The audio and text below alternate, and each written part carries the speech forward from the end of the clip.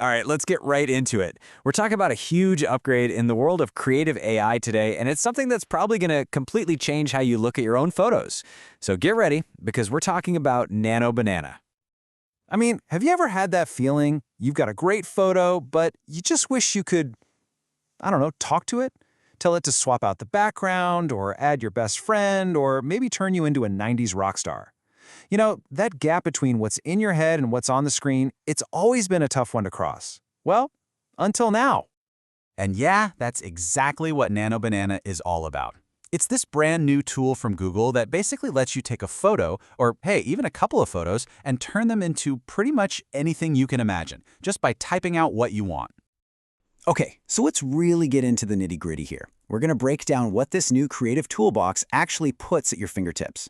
The whole idea is simple. You take a photo, you take an idea, and you just see what happens. So it really boils down to 4 main things you can now do. You can combine photos, you can basically teleport yourself anywhere, you can remix the style of your photos, and you can make super specific edits. Let's take a look at each one. First up is this idea of merging 2 different realities into one. I mean, think about those times you have 2 totally separate images or ideas and you just wish you could smush them together into one seamless picture. And honestly, it's pretty much that simple. You could take a picture of your dog, upload another picture of a superhero cape, and with just a quick prompt, bam, you've combined them. The potential here for making stuff that's surreal or just plain hilarious or even beautiful, it's just massive. All right, next up, and this one is really cool, is the ability to completely change your own context. And we're not just talking about swapping out a boring background.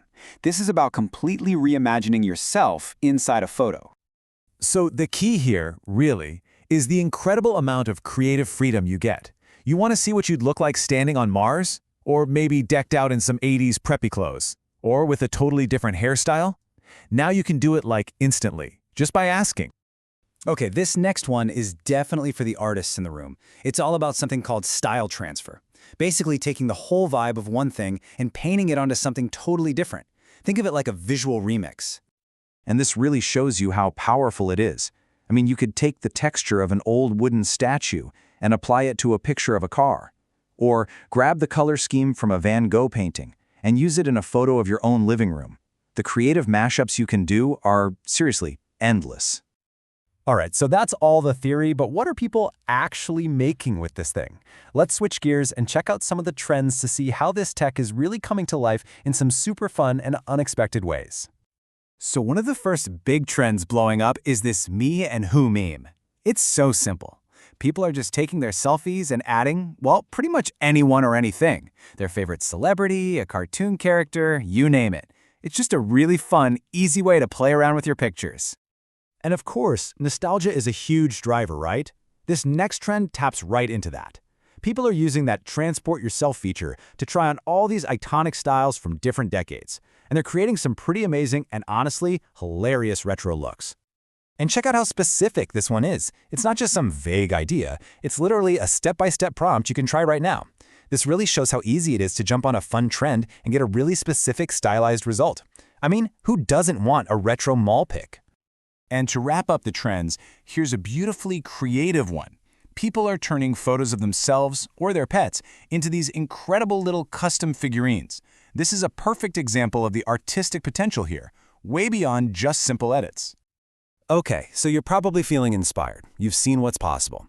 But now for the big question, how do you actually do it and get the results you're picturing in your head? Well, this next part is your practical guide to writing the perfect prompt. You know, the formula for a great image is actually pretty simple. It really just comes down to 4 steps. First, start with your basic idea. Then, get really specific with the details. After that, think a little like an artist about the composition and style. And finally, and this is the most important part, just let your imagination run wild. Look, if there's only one thing you take away from this section, please let it be this. Specificity is your absolute best friend.